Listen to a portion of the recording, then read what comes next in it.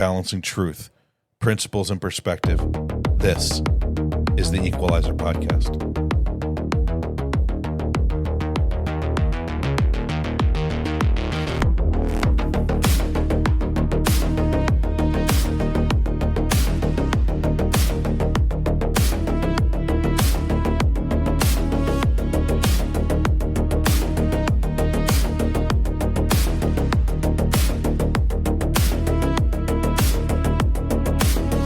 Folks, if you heard a high-pitched squeal yesterday, that was the left freaking out over Trump's latest multi-billion-dollar masterstroke, an $8.5 billion critical minerals deal with Australian Prime Minister Anthony Albanese, signed live for the cameras right in the Oval Office. This bad boy's given America access to Australia's massive 5.7 million tons of rare earth reserves. We're talking billions in mining investments over 6 months. Slashed red tape and a price floor to flood the supply chain for EV batteries, fighter jets, and every gadget in your pocket. Trump's words? In a year we'll have so much you'll choke on it. And the Aussies? They scored top-shelf U.S. defense tech to toss any Chinese threats straight on the Barbie. Genius move, cock-blocking the Chi-Coms and making our trillions in factory investments bulletproof. But Trump's not playing one note. This is part of his global takedown. That April Ukraine pact snags us 50% of their $500 billion underground haul. Lithium, titanium, you name it. And all is payback for aid, starving Putin's war pigs. India? Trump slapped 50% tariffs until they blinked. Now they're ditching 1.8 million barrels a day of Russian liquid gold, choking Vlad's cash flow. Panama Canal? Trump's take-it-back threats got U.S. troops deploying for training at old bases, shoving China's pork grabs aside.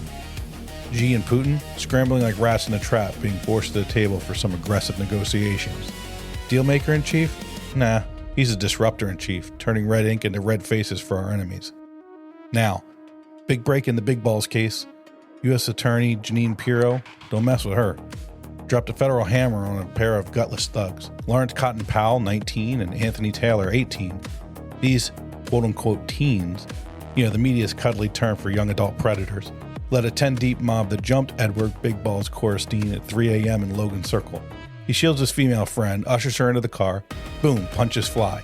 He's down and robbed. 10 minutes prior to that, same crew had another victim blocks away. Powell's rap sheet, a felony attempted robbery, probation violations, another conviction, court no-shows. DC judge slaps his wrist on July 25th with a do better and suspends the sentence. 10 days later, Big Balls is bloody.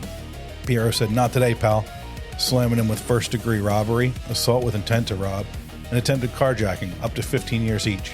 No more pity parties. Trump's fix, National Guard boots on the ground, feds running Metro PD, crimes cratered, these cowards vanish like smoke. But this ain't a DC exclusive.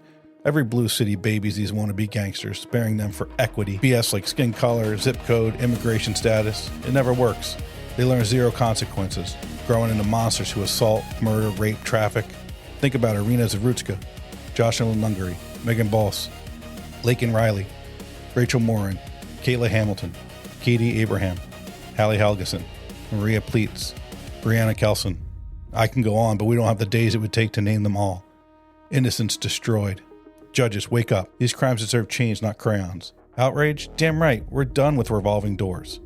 Not to be outdone by himself, Trump's deportation express is shattering records. Over 515,000 criminal illegals booted since January, on pace for 600,000 by year's end, DHS says. These are the violent scum, killers, maimers, rapists, pillagers, who snuck in and went wild. You'd think if you crashed a movie theater, you'd hide in the back, shut up, pray no one notices you're there. Nah, these Emmy Award winners team up, snatch popcorn from kids, punch grannies in the face, cause front row chaos. MS-13 captains like Kilmar Abrego Garcia, the media's Maryland man, a wife-beater, human trafficker, and gang lord. Child rapists like Eric Romero, pedos like Herman Cortez Cajon, abductors like Van Pham, all of them gone, return to sender or whoever will take them. Trump promised at every single rally. Worst of the worst? Out. We listened, voted, loved it. Is this what we voted for? You damn right. Libtards? Rivers of tears in their oatmeal over families, ignoring the real victims' families. But here's the funny part. The Deporter-in-Chief title goes to Barack Hussein Obama. 2.7 million given one-way tickets the opposite direction. 942 a day. Trump's at 810. Pick up the pace, Orange Genius. Get those normals in Abu Dhabi boxes. Kristi Noem's DHS says it's just the beginning. Illegal border crossings are down 89%, and Trump's gold cards are selling like hotcakes, bringing the best of the best in the world to America in exchange for the worst of the worst. America safer? You bet, and more prosperous. Lib tiers are a bonus. It's chess patriots, not checkers. Trump's flipping boards while snowflakes sob. Blue hairs clutch pearls. The rest? Grab popcorn. EQ's fired up. Smash like if your team accountability. Subscribe. Tomorrow we roast someone else. Out. I'm the equalizer. Truth just had its moment.